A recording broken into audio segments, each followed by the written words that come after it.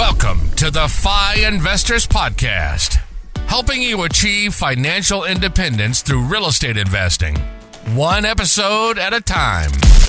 We talk about personal finance, mindset, and real estate investing. Whether you're a rookie or looking to scale your portfolio, we're here to provide you with the tactics and actionable steps to achieve your goals. Here are your hosts, Diego Corzo and Ward Mahoney. What is up, Ward? How are you doing today? What's up, Diego? I'm doing well, man. Excited for another financially free Friday. Heck yeah, with you today here. Let's go. One of my favorite things about doing these Friday Freedom podcast is it gives us a chance to talk about various subjects that can help people achieve financial freedom, but it's also a reminder of the things that we need to do in our lives every single day to continue helping us become that person that achieves financial freedom. Yeah, I love that. And I think today's topic, it's so cool because it's obviously played such a role in your success and your journey. I'm really excited to go deep both on your story and then also how our topic today has really crafted you in the last 4 or 5 years. Yes, and this is one of the topics that I feel. So we're gonna be talking about the victim mentality versus the empowered mentality, and I feel that no matter what your background is, no matter what your circumstances are, for anybody that is looking to achieve a level of financial independence or start investing in real estate, scaling their portfolio, I feel like this is a topic that. Because people need to understand that the path to financial independence is not easy. And there's a lot of different obstacles that you're going to have to face, different challenges, things that are outside of the norm, right? And it becomes super easy to make excuses rather than to push forward and continue to push for the results. Right. And that is one of the things that has helped me too, is being able to understand when I'm playing like the victim mentality versus the empowered mentality. And in my life, a lot of it has come by asking the right questions when those moments come. And that's one of the things that I learned from Tony Robbins. He has a quote that says the quality of your life is in direct proportion with the quality of the questions that you ask yourself. Mm-hmm. And one of the things that I've learned through my mentors and again through Tony Robbins is when those tough times happen, is you can look at that tough time and ask yourself, why is this happening to me? Or you can ask yourself, why is this happening for me? Yeah. And when you ask yourself, why is this happening to me? You take the victim mentality and you can begin to play the blame game, right? You get your finger, you begin to point, oh, it's because of the government. Oh, it's because of my parents and the way that I grew up, or it's because of my boss, rather than taking the empowered mentality of why is this happening for me, and begin to look for solutions to the problems rather than the excuses and blaming other people. Right. And I love that. And I think, after really hearing your journey and your full story, there were a lot of the times throughout the last 5-6 years where you could have taken that victim mentality and that would have immediately stunted your growth. So Ward, yes, you know that in my life, right, there's been a lot of ups and downs from where I've had multiple obstacles. And even through my investment journey, but even me being a DACA recipient, right, there's a lot of excuses as to why people will be like, oh, I can't do this because of X. Mm-hmm. And, oh, I can't do this because I don't think that I have enough money. Or like, to give you an example on my end, like, it was super hard for me to get student loans or financial aid. Well, it wasn't like it was hard and I couldn't get any, right? So financial aid, student loans, it would have been super easy for me to say, you know what, I'm not going to college. Yeah. Because I don't want to go through all of the hurdles that it takes for me to figure out how I'm going to pay for college. It's much easier to not do it, right? But T.F. Eckert has a quote that says, if you choose what is easy, life will be difficult. If you do what's difficult, life will be easy, right? So I've had that mindset too of being able to have that of choosing those, like the mindset that when those obstacles happen, I ask myself those questions. And in the example that I was going to give of me not being able to having the obstacles of even getting into college, and then later, for example, with me being a DACA recipient, being able to not qualify for loans in the beginning because I had to speak to so many different lenders. That was also another challenge, right? Yeah. But then let's say the example that I want to give here is when the Trump administration, right, tried to take away the DACA program back in 2017, I asked myself that question. I could have easily taken oh my gosh, I'm going to lose everything that I have. I'm going to lose the protection. I can get deported. I'm going to lose everything that I worked so hard for. But instead of taking that victim mentality and acting from the state of fear, I decided to ask myself, why is this happening for me? And at that point in 2017, that led to me actually being like, you know what, this is not right. I'm going to share my story and push for a better future, like for the DACA recipients, for the dreamers, and share my story on Instagram and on Facebook, right? That Facebook post that I did, and it was tough to come out and share saying, hey, I'm undocumented and I'm here as a DACA recipient. That post got me on Fox News Austin that weekend, then Forbes, CNN Money, all of that stuff.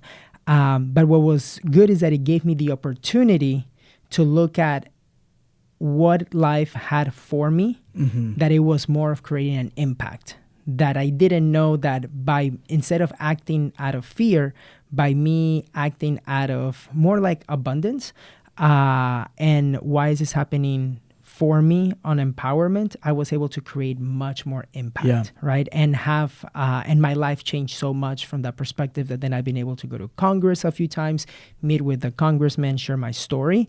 But all that came from taking the empowered mentality. I love that. And the other thing too, I mean, Diego, I'd say probably your unfair advantage is just your resourcefulness. Yes. And your ability to always, find a solution regardless of whatever the problem may be. Really, really motivating on many levels hearing your story. Would you mind going a little bit deeper and just thinking of another time where, more specific to real estate investing, that you experienced another issue and how you use the empowered mentality to solve your problem? Ooh, yes. So one of the challenges that I had in the beginning was that I couldn't qualify for loans when I wanted to start to buy my first house hack, right? Here in Austin. I had the challenge of not being able to. I was speaking with so many lenders. I spoke with 12 or 15 different lenders, and they were all giving me the problem of telling me that, hey, with the DACA documents that you have, we cannot give you loans. Okay. And because of that, I had different issues of obstacles of saying, oh my gosh, now I can't qualify. I can't fulfill my dreams of actually buying my first house hack that was going to lead me to start my real estate journey. Yeah. So I did become sad. I remember talking to my dad. I'm like, Dad, this is so hard. This is what I wanted to do. This was going to be my way. And then in finding out a solution, he was like, okay, well, this is one way to see it. But my dad was like, what are your options, right? Again, right. My dad, my parents too, have always had that empowered mentality. I think that they were the ones that ingrained that in me. Yeah. So in talking with my dad, he's like, okay, well, what is the solution? What are your options? And I was like, well, maybe we can buy one in Florida where I partner up with you, even though I'm in Austin, and because I knew that over there properties are cheaper. Mm-hmm. So then my dad was like, okay, I have $25,000. My dad had $25,000. And then we just needed to borrow some money to be able to come up with everything. And we were able to buy a house cash in Florida. So again, I could have easily said, no, I cannot qualify for loans. I spoke to 10 lenders. They said no. If I would have said, hey, I spoke with 10, I'm good. But I spoke with even more. And they also said no. I could have easily just said, you know what? Real estate is not for me. Let me just stay at my job, do my 9 to 5, see what other side hustle I can do. But real estate is not for me. That would have been, now that I think about it like that, it would have been so different, my life right now, if I would have given up. Right. So that's fascinating. Tell me a little bit about the parallels between the abundance and scarcity mindset versus empowered versus victim. That's really good. That's really good, because the one thing that is important to know about the scarcity and abundance mentality, I feel like that comes from the blueprint that we may have had due to our parents or how we were raised, right? The scarcity mentality comes more from lack, where the abundance mentality comes more from, hey, this is the current situation I'm in. It may suck or it might be good, right? But there's so much more to come. Right. There's so much more to come.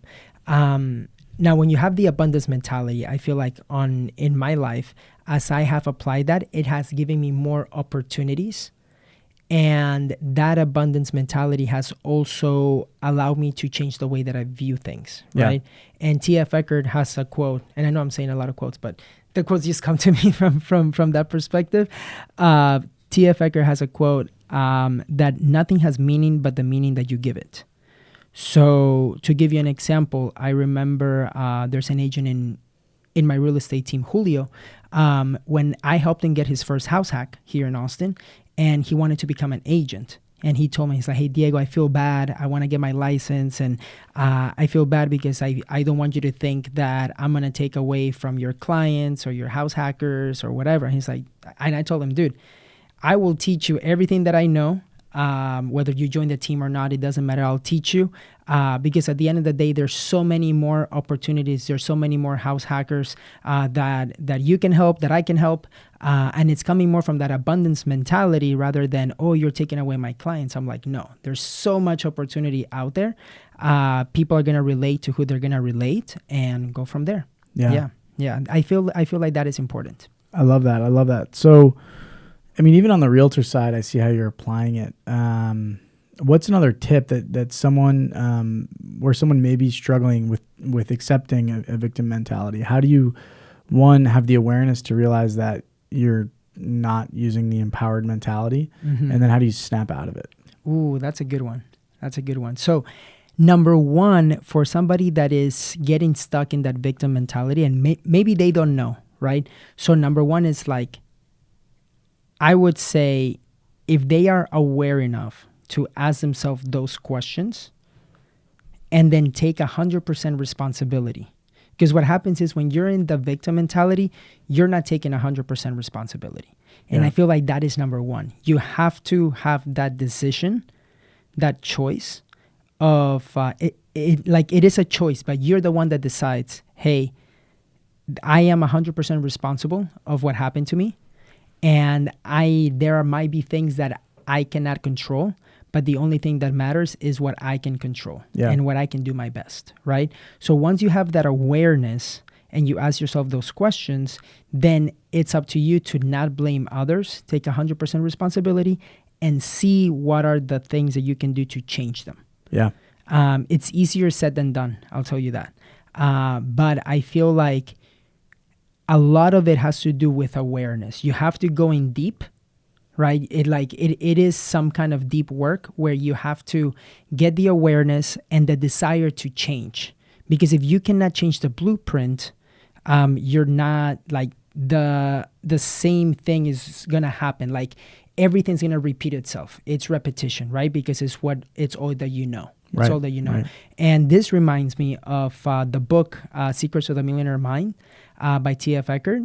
He has a framework that starts with a blueprint, but it is your thoughts leads to your emotions leads to actions, and actions leads to results, right? So we have to understand that it is our thoughts that at the end give us the results that we have. And if we have bad thoughts, we're going to get bad results because it's going to give us bad emotions, right? And those bad emotions are going to lead to actions that maybe we're not proud of, actions that we may not have desire to do, but it was just the circumstances that we were faced, right? So what can we do to get into better thoughts is by having a better blueprint.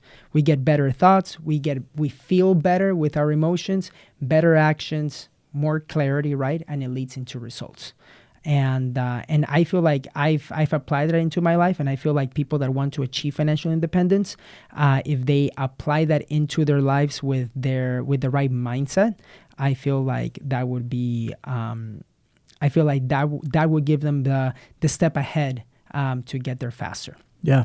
Yeah. But on your end, Ward, what has been like, as I'm talking about like victim and empowered mentality, can you share an example of something like that in your past? Yeah, absolutely. I mean, I would say a big one, right, was, right after I purchased my first deal, which was a house hack triplex, right? I was living in it, and then that time was quickly coming to an end where I was able to move, and I was looking to move to Austin, Texas when I came down here. I wanted to grow my portfolio. I wasn't bankable because I had just left my previous position. So I just simply wasn't bankable. I was discouraged for probably a month to 2 months, and then luckily later I was able to find a partner. We moved on an Airbnb down in Myrtle Beach, South Carolina. At first, when I realized I wasn't going to be bankable because I had this whole grandiose plan of pulling out a HELOC, redeploying that capital into a larger deal, and then going from there. I couldn't pull the HELOC. I couldn't get pre-approved for a loan, so I was really pushed back to the drawing board. Built relationships, focused on relationship building, focused on analyzing and bookkeeping skill sets.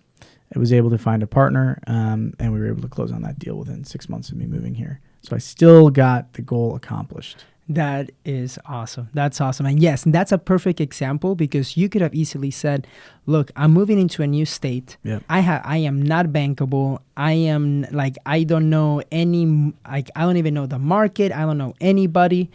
This is a perfect example, because a lot of people might be in your shoes, and you did what I call like finding your unfair advantage and understanding that partnering up with other people can sometimes be the solution.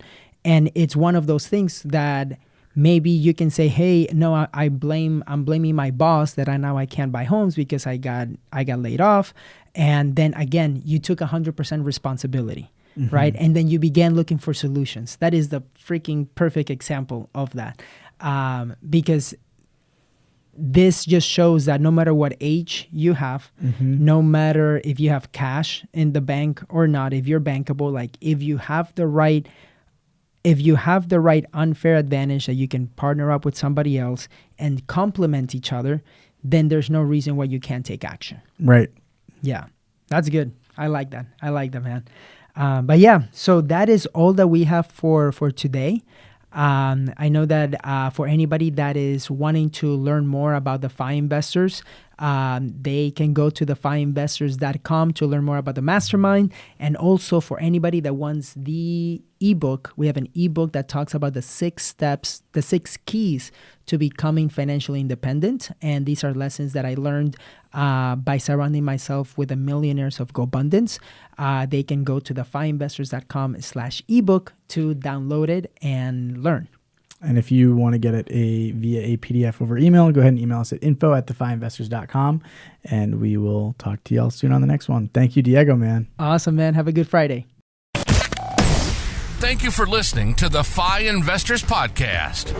Make sure you subscribe so you don't miss any future episodes. And share this with a fellow real estate investor who you think would find value in what we do. Until next time.